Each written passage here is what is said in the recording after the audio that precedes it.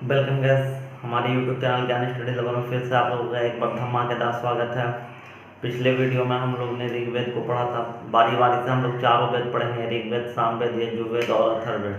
तो आज हम लोग पढ़ेंगे यजुर्वेद और सामवेद। तो आइए देखते हैं, आज का टॉपिक है हमारा सामवेद।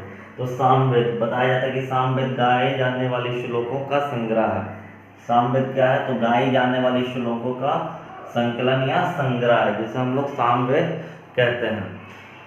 तो जिनके पुरोहित या उद्गाता, जिनके पाठकर्ता या उद्गाता जो होते हैं वो क्या कहलाते हैं? उदात्री कहलाते हैं। उदात्री, जिनके पुरोहित क्या कहलाते हैं? उद्गाता या उदात्री कहलाते हैं। 7 स्वरों जो कि सारे गामा पा धा नी सा, सारे गामा पा धा नी सा की उत्पत्ति इसी वेद से हुई है, इसी सामवेद से हुई। तो साम का अर्थ ही होता है गायन।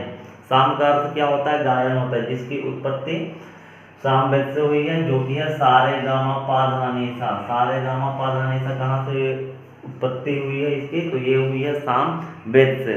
और सामवेद से उत्पत्ति होने के कारण इसे भारतीय संगीत का जनक माना गया है। भारतीय संगीत का जनक कहा जाता है, क्योंकि इसलिए भारतीय संगीत का सामवेद को क्या कहा गया है? जनक। भारतीय संगीत का जनक कहा गया क्योंकि यहीं से सारे गामा पा धा नी, जो 7 स्वर है ना, इसकी उत्पत्ति हुई है। सामवेद में कुल मंत्रों की संख्या 1549। इसमें कितना मंत्र है? तो इनमें मंत्रों की संख्या 1549, लेकिन इसके जो अपने श्लोक हैं, अपने श्लोकों की संख्या इनके 75 है। इनके खुद के श्लोक कितने हैं? 75। बाकी जो शेष मंत्र हैं, शेष श्लोक है, ये कहाँ से लिए गए? तो ये ऋग्वेद से लिए गए। केवल और केवल इसके 75 ही मंत्र हैं, लेकिन जो बचे शेष है ना, वो कहाँ से लिए गए? तो वो ऋग्वेद से लिए गए हैं। वो ऋग्वेद से लिए गए और टोटल मंत्रों की संख्या इसमें है 1549। 1549 मंत्र इसमें सम्मिलित हैं। सामवेद का उपवेद गंधर्व वेद है। जैसे ऋग्वेद का हम लोगों ने उपवेद को देखा था, तो ऋग्वेद का उपवेद क्या था? ऋग्वेद का उपवेद आयुर्वेद था। तो इसी तरह से इसका जो उपवेद हो जाएगा ना, वो है गंधर्व वेद। सामवेद का उपवेद गंधर्व वेद। सामवेद की 4 शाखाएं हैं, 4 ब्रांचेस हैं। कौन कौन है वो देख लेते हैं। इसकी 4 शाखाएं हैं। कैथुम है, कोथुम, रामायणीय, जैमिनीय और तलबकार। इसकी 4 शाखाएं कौन कौन है? एक बार फिर से देखेंगे। कोथुम, रामायणीय, जैमिनीय और तलबकार, इसकी 4 शाखाएं हैं। सामवेद का जो ब्राह्मण ग्रंथ है वो है पंचविश ब्राह्मण ग्रंथ। कौन सा ब्राह्मण ग्रंथ है? पंचविश ब्राह्मण ग्रंथ। इसका ब्राह्मण ग्रंथ की बात करेंगे तो इसका ब्राह्मण ग्रंथ हो जाएगा पंचविश, पंचविश ब्राह्मण ग्रंथ। नेक्स्ट है हमारा यजुर्वेद। तो यजुर्वेद को भी देखेंगे।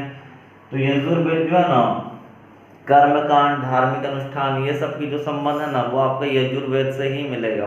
मतलब पूजा पाठ कराने वाले जितने भी साधन थे सब इसी में सम्मिलित थे। तो यजुर्वेद में ही अनुष्ठान, कर्मकांड तथा यज्ञ प्रणाली, यज्ञ संबंध, मंत्रों का संकलन किया, इसमें किया गया। तो ये आपका यजुर्वेद में।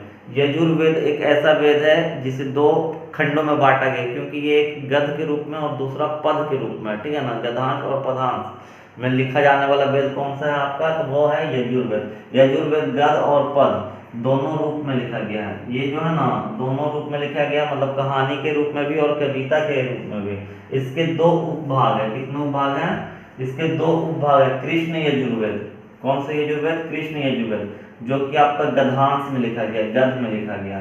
उसके बाद है शुक्ल यजुर्वेद, ये आपका पद में लिखा गया, तो ये पदांश में, ठीक है ना। तो शुक्ल यजुर्वेद, इसके 2 उपभाग है। कौन कौन से? कृष्ण यजुर्वेद और शुक्ल यजुर्वेद। एक गद्यांश में और दूसरा पदांश में। तो गद्य और पद वाला वेद कौन सा हो जाएगा? तो आपको हो जाएगा यजुर्वेद। कृष्ण यजुर्वेद का ब्राह्मण ग्रंथ आपका तैतराय ब्राह्मण हो जाएगा। कौन सा ब्राह्मण होगा? कृष्ण यजुर्वेद का ब्राह्मण ग्रंथ जो हो जाएगा वो आपका तैतराय ब्राह्मण हो जाएगा। और शुक्ल यजुर्वेद का ब्राह्मण ग्रंथ होगा वो होगा शतपथ ब्राह्मण ग्रंथ। शुक्ल यजुर्वेद का ब्राह्मण ग्रंथ शतपथ ब्राह्मण ग्रंथ हो जाएगा आपका।